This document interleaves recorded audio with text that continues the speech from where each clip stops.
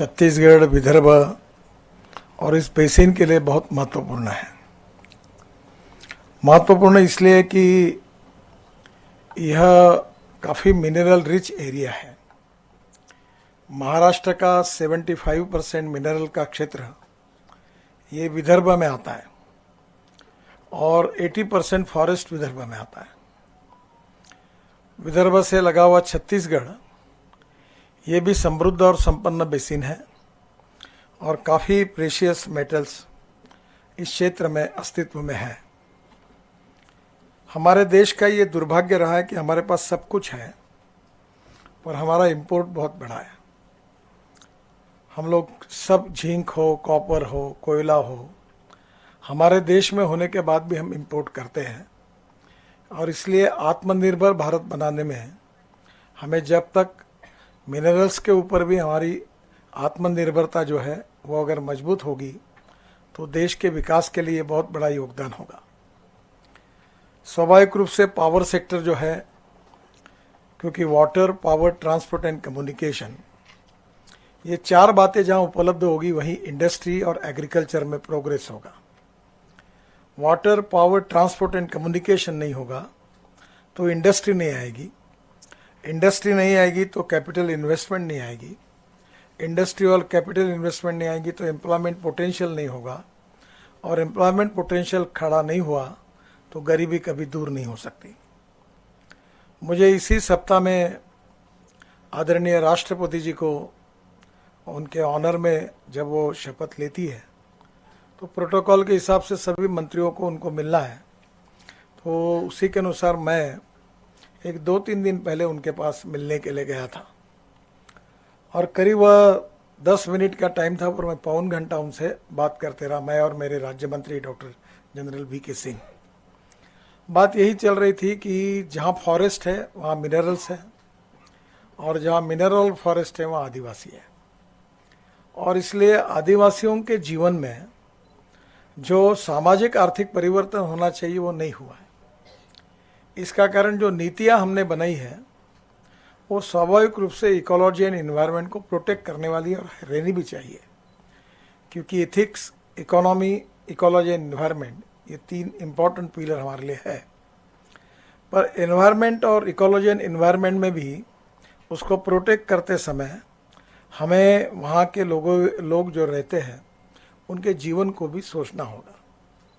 मैं एक छोटा सा उदाहरण बताता हूँ कि हमारे गढ़चिरौली डिस्ट्रिक्ट में सुरजागढ़ में आयरन ओर है। जब जमशेदजी टाटा पहली बार आए थे तो वो सुरजागढ़ गए थे और टाटा नगर के बजाय सुरजागढ़ में उन्होंने प्लांट डालने के बारे में तय किया था, पर फॉरेस्ट के कारण फिर वो यहाँ संभव नहीं हो पाया। वो जमशेदपुर जो टाटा रांची उधर जाके गए और स्वाभाविक रूप से आज एक बड़ा प्लांट हमारे यहाँ से चला गया। वहाँ नक्सलिज्म बढ़ गया और नक्सलिज्म के अनेक कारण है पर एक सोशो इकोनॉमिक प्रॉब्लम भी है और इसलिए अब वहाँ उत्खनन शुरू हुआ आयरन ओर का। तो जिनको काम मिला है उनको मैंने बुलाकर उनको 2-3 बातें आग्रह से कही कि आप यहाँ पॉलिटेक्निक कॉलेज खोलो, इंजीनियरिंग कॉलेज खोलो, ITI खोलो, स्किल डेवलपमेंट खोलो और ड्राइविंग ट्रेनिंग स्कूल खोलो और यहाँ जो भी लड़के आपके काम में लगेंगे वो 90% गढ़चिरौली डिस्ट्रिक्ट के ही होने चाहिए। यहाँ के आदिवासी लड़कों को प्राधान्य दो और बाहर से लड़के आएंगे तो याद रखो आपका प्रोजेक्ट बंद कर देंगे। और उन्होंने ऐसे ही किया। अब करीब 3,500 लड़कों को उन्होंने काम दिया है। आयरन ओर सबसे अच्छे क्वालिटी का है, पर पहला परिणाम हुआ कि नक्सलिज्म में जो लोग गए थे वो वापस आ गए, वो भी वहाँ सर्विस करने लगे और अब बड़े प्रमाण पर प्रॉब्लम सॉल्व हुआ। तो स्वाभाविक रूप से no philosophy can be taught to empty stomach और इसलिए जहाँ जहाँ ये मिनरल्स है उसका वैल्यूएशन होना चाहिए और वैल्यूएशन करने में रिसर्च ऑर्गेनाइजेशन के साथ यूनिवर्सिटी का बहुत बड़ा योगदान है। पर आपस में प्रधानमंत्री जी भी कहते हैं कि हम सब लोग साइलों में सोचते हैं, एक दूसरे से बात भी नहीं करते हैं, बात करते हैं तो कागज़ पर करते हैं और ये एक बहुत बड़ी समस्या है। अब हमारे यहाँ ये कोल बेल्ट है और आप इतने मिनरल निकालने वाले हो तो आपको अमोनियम नाइट्रेट लगेगा। अब अमोनियम नाइट्रेट की हालत ऐसी है कि हमारे देश में 80 लाख टन अमोनियम नाइट्रेट लगता है, जिसमें से हमारी कैपेसिटी जो है केवल 25 से 30 लाख टन की थी, बाकी इंपोर्ट करना पड़ता है, उसके भाव आसमान पर चले गए। अब स्वाभाविक रूप से कोल गैसिफिकेशन से मिथेनॉल निकालकर, मिथेनॉल से यूरिया भी निकल सकता है और अमोनियम नाइट्रेट भी निकल सकता है और डीएमई निकल सकता है, जो हमारे एलपीजी में 20% ऑलरेडी डालने की परमिशन है। हमारे यहाँ वेस्टर्न कोल फील्ड है, पर नागपुर यूनिवर्सिटी के जियोलॉजी डिपार्टमेंट का WCL से कोई संबंध नहीं और WCL का इनके साथ कोई संबंध नहीं। अब कोल से अमोनियम नाइट्रेट बन सकता है जो इंपोर्ट सब्स्टिट्यूट है, उसका रिसर्च अगर नागपुर यूनिवर्सिटी करेगी कोल गैसिफिकेशन पर, तो WCL और यूनिवर्सिटी मिलकर बहुत बड़ा काम हो सकता है जो इकोनॉमी के लिए उपयोगी है। और अभी कोल माइन ने जो लो क्वालिटी कोल के ब्लॉक निकाले हैं जो CBM के लिए रखे हुए हैं, पर इसकी सबकी इसमें बीच में कोऑर्डिनेशन नहीं है और इसलिए जब कोई आपको मिनरल मिलता है, अब मुझे मालूम तो नहीं, पर एक पीढ़ी को अगर मिलता होगा तो जब निकलता तो दूसरी पीढ़ी आती है। ये जो डिले है, ये जो काम करने की पद्धति है, ये देश के लिए बहुत घातक है। मैं अक्सर लोगों को कहता हूँ सरकार में कि I like people who can get the things done. ये कागज पे लिखते हैं और कागज पर रिसर्च रख के सेफ डिपॉजिट वॉल में सील लगा के बंद करते हैं। इन्हें लोगों को देने के लिए क्या मालूम है कॉन्फिडेंशियल है, तो पूरा सील लगा के किसी को जानकारी नहीं देना, वेबसाइट पे नहीं डालना, इट्स ए कॉन्फिडेंशियल। मैंने एक बार DRDO में पूछा भाई तुम्हारे, अभी प्रधानमंत्री ने और हमने सब ओपन कर दिया कि let us open your technology to the society, और उनको बोलो कि तुम करो काम, मैं करूंगा नहीं, तुम्हें करने दूंगा नहीं और तुम्हें बताऊंगा भी नहीं, और कोई बताएगा तो कार्रवाई करूंगा। इसी टाइप का एटमॉस्फेयर में how we can develop, somewhere we need to have a positive attitude with for the development, और उसमें coordination, cooperation and communication between the stake holder is very important. और ये जो आप कुछ कर रहे हैं इसको आप और लॉन्ग टर्म पर complete up to the last point, जैसे हमारे यहाँ वो लास्ट माइल कनेक्टिविटी होती है, वैसे आपकी लास्ट माइल कनेक्टिविटी तक आप प्लान बनाइए। आपका प्लान रिसर्च तक ही है, पर वो इकोनॉमी के लिए वायबल है कि नहीं, क्योंकि proven technology, economic viability, availability of raw material and marketability, चारों बातें जब जुड़ेगी तो सक्सेस स्टोरी बनेगी। और इसलिए आपको सक्सेस स्टोरी तक जो भी एंटरप्रेन्योर है उसको मदद करने का काम जब करेंगे तो मिनरल प्रोडक्शन बढ़ेगा। आज काफ़ी अच्छा विकास हुआ है, काफ़ी रिसर्च ऑर्गेनाइजेशन है और naturally university, IITs, research institute, इनका भी कंट्रीब्यूशन बहुत ज़्यादा है।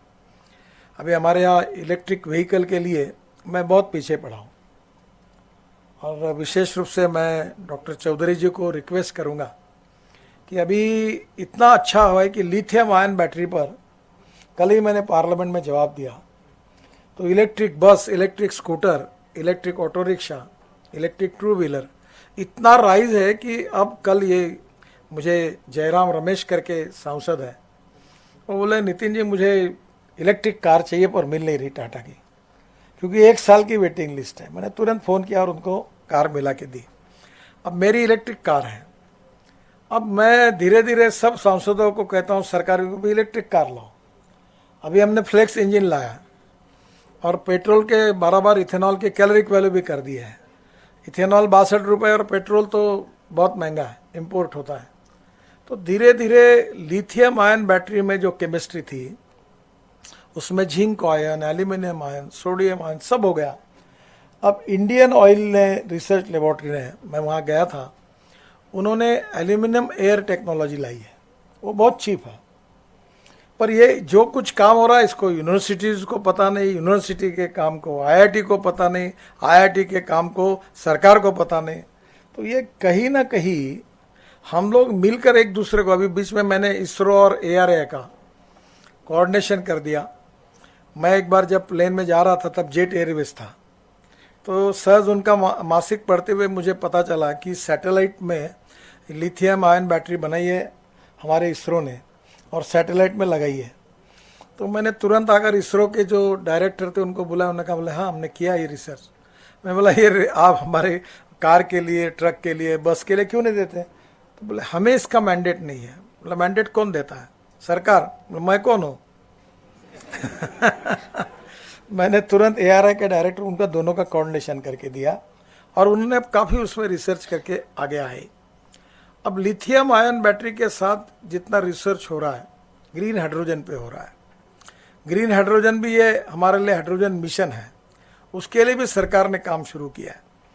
मेरा विशेष रूप से कल ही मैंने कहीं सुना कि राजस्थान में बहुत यूरेनियम मिला और मैं आपको बताता हूँ कि अब थर्मल को प्लांट, कोल के प्लांट डालना बहुत मुश्किल है, कोई बैंक फाइनेंस नहीं करती, पोल्यूशन की समस्या है। तो स्वाभाविक रूप से पावर मिनिस्टर भी चिंतित थे। तो मैंने उनको यही कहा कि आप जियो थर्मल और न्यूक्लियर पावर का कुछ तो भी करिए। अब न्यूक्लियर पावर के बारे में भी एप्रीहेंशंस है, बहुत गलतफहमियां हैं। और हमारे देश में अगर यूरेनियम है मिल जाएगा, वैसे थेरियम हमारे पास है, तो हम उसके बेस न्यूक्लियर प्लांट के मॉडल तैयार करेंगे।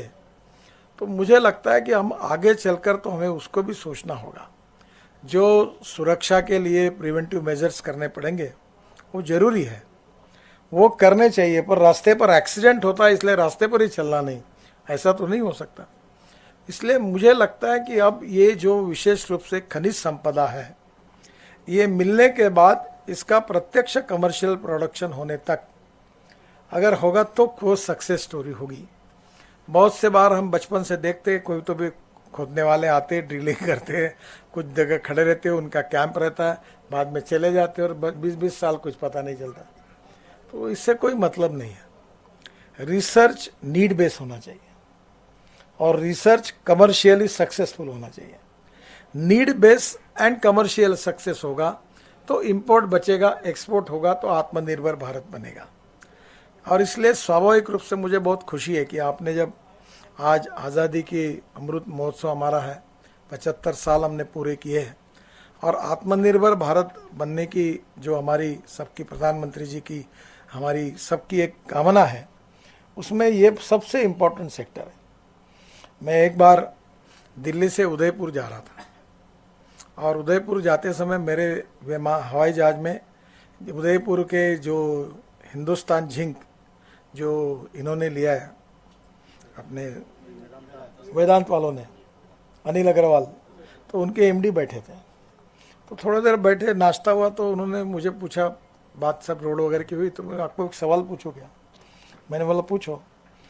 बोले मुझे एक सवाल पूछना है कि ये जिंक आयन, ये हिंदुस्तान जिंक, ये अच्छा हुआ कि डिसइन्वेस्टमेंट का, मैं पिछले 7 साल से मैं भी फाइनेंस मिनिस्टर के साथ इस कमेटी के हम दोनों परमानेंट मेंबर हैं। तो ये जब बेचा गया तब मैंने कहा था कि 26% इक्विटी रखो, पूरा मत बेचो। तो हमने 300 करोड़ में दे दिया हो बाकी सब। अब 26 करोड़ की हमारी इक्विटी की कीमत मार्केट प्राइस से 55,000 करोड़ हुई। तो उन्होंने मुझे एक प्रश्न पूछा जो आपके लिए बहुत महत्वपूर्ण है, जिसका उत्तर आप लोगों ने ढूंढना चाहिए। उन्होंने कहा कि इतने सस्ते में ये बेच दिया सरकार ने, सब बंद पड़ा था, अब जब प्राइवेट मैनेजमेंट आई तो अब हजारों करोड़ का प्रॉफिट कमा रहा है। जब प्राइवेट प्रॉफिट कमा रहा है तो सरकार था तब क्यों नहीं कमा पाया? तो मैंने कहा आप इसको छोड़ दो, सरकार नहीं, से सरकार का नाम है विषकन्या, ये जिसको हाथ लगा दी वो गड्ढे में ही जाता है। Somewhere we need to find out the alternative for that, what is the reason. और हम, जैसे मैंने 4 बातों का कहा कि proven technology, economic viability, availability of raw material and effective marketing up to the end, हम इसको सक्सेस स्टोरी बनाएंगे तो हमारी ग्रोथ बहुत बढ़ेगी, GDP ग्रोथ बढ़ेगा, हमारा एक्सपोर्ट बढ़ेगा, इंपोर्ट कम होगा। और इसमें आज आपने अच्छा किया है, छत्तीसगढ़ बेसिन का आप स्टडी कर रहे हैं। मैं आपसे एक रिक्वेस्ट करूंगा कि इस क्षेत्र की जितनी रिसर्च ऑर्गेनाइजेशन है, यूनिवर्सिटीज़ है, उनके साथ आप इंटरेक्शन करिए। इसके साथ साथ रिसर्च में आप भी कर रहे हैं, उनको भी, वहाँ के नए यंग टैलेंटेड लड़कों को भी इस रिसर्च के तरफ डाइवर्ट करिए। और इसके बाद ये सब बातों को कमर्शियली भी लोगों के जानकारी के लिए आजकल काफ़ी मीडिया अलग अलग प्रकार की आपकी वेबसाइट पर आप दीजिए। और मुझे याद है कि मैं पावर और माइनिंग दोनों मंत्री जी के साथ मेरे अच्छे संबंध है, मैं उनको बहुत सलाह देते रहता हूँ, वो मेरे पास आते रहते हैं। तो आप पॉलिसी बनाओ, मैं उनको कहूँगा कि आप इसको जल्दी से जल्दी ओपन करो। और अब सरकार ने पॉलिसी बदल दी है, हम तुरंत प्राइवेट सेक्टर को देने के लिए तैयार हैं। हम ऐसे मॉडल तैयार करेंगे। अभी ये मैग्नीज्योर ऑफ इंडिया नागपुर में है, वो भी यही है कि हमारा टोटल प्रोडक्शन 25 लाख टन है, हमारी रिक्वायरमेंट 85 लाख टन है, पूरा इंपोर्ट हो रहा है और ये पूरे बालाघाट, गोंदिया, भंडारा मैंगनीज पड़ा हुआ है। तो हमारे एमडीए मैंने बचाया मैग्नीज्योर में, तो ये भी जा रहा था डिसइन्वेस्टमेंट में। तो चौधरी एमडीए उनको मैंने कहा कि तुम्हारा प्रोडक्शन 25 लाख टन कम से कम करो 2 साल में, नहीं तो तुम्हारा डिसइन्वेस्टमेंट पक्का करूँगा मैं। और कामगारों को भी बताया मैंने, प्रोडक्शन बढ़ा नहीं तो ये जाएगा बाहर, वो चिल्लाना नहीं मेरे पास। अब वो मैग्नीज की इतनी खदानें आसपास पड़ी हुई है, पर हिंदुस्तान मैग्नीज इंपोर्ट कर रहा है। Somewhere we need to change this scenario. For that reason we need good research and practical approach for the development. और अक्सर एक बात जो मैं 2 चीज़ें बहुत याद रखता हूँ कि innovation, entrepreneurship, science, technology, research, skill and successful practices, we name it as knowledge, and conversion of knowledge into wealth is the future. And the other important thing is, no one is best, no material is best, and no person is best. It is depending upon the appropriate technology and appropriate leadership that you can convert waste into wealth. हमारे पास बहुत waste पड़ी हुई है और उसका भी value addition हो सकता है, और इसमें रिसर्च करने वाली कैपेबिलिटी भी हमारे पास है। वर्ल्ड में सबसे young talented engineering man power किसी देश में है तो हिंदुस्तान के पास है। But we need to have a appropriate approach for development. इसमें cooperation, coordination and communication between the stake holder is very important. और इन तीनों बातों में यूनिवर्सिटी का भी सहयोग करिए, उनको भी साथ लेकर चलिए, ताकि यंग जनरेशन जो होगी, रिसर्च ऑर्गेनाइजेशन, IITs, इसका भी उपयोग काफ़ी होगा। अब काफ़ी पेटेंट लोग रजिस्टर कर रहे हैं, तो मुझे लगता है कि आपकी ये कॉन्फ्रेंस का यहाँ तो चर्चा होगी, पर छत्तीसगढ़ बेसिन का जिन डिस्ट्रिक्ट में आपका ये स्टडी है, रिसर्च है, वहाँ के यूनिवर्सिटी तक पहुँचेगा, वहाँ के एंटरप्रेन्योर तक पहुँचेगा, industrial association, chamber of commerce, जो इन्वेस्टर्स हैं उनके तक पहुँचेगा, और उसके कारण इसका वैल्यूएशन होगा, एक्सपोर्ट होगा, इंपोर्ट कम होगा, रोजगार मिलेगा, ग्रोथ रेट बढ़ेगा, और वहाँ के स्थानिक लोगों को रोजगार मिलेगा जो सोशली, इकोनॉमिकली, एजुकेशनली बैकवर्ड है। इसमें अड़चने हैं, कभी कभी eccentric approach for ecology and environment, ये भी प्रॉब्लमेटिक होता है। पर अब बैठे हम लोग, हम दिल्ली में काफ़ी बातों के बारे में, नया बिल भी आने वाला है अभी, कि हमें इकोलॉजी एंड एनवायरनमेंट भी चाहिए और डेवलपमेंट भी चाहिए। हम इकोलॉजी एंड एनवायरनमेंट चाहिए इसलिए डेवलपमेंट बंद करो, ऐसा भी नहीं, और डेवलपमेंट करना है इसलिए पूरे पेड़ तोड़ डालो, ऐसा भी नहीं। We need a integrated, very very balance approach for the development, क्योंकि दोनों बातें इंपॉर्टेंट हैं। और निश्चित रूप से सरकार ने अपने नीतियों को भी बनाते समय इन बातों का विचार किया है। मैं बहुत बहुत आपको धन्यवाद देता हूँ।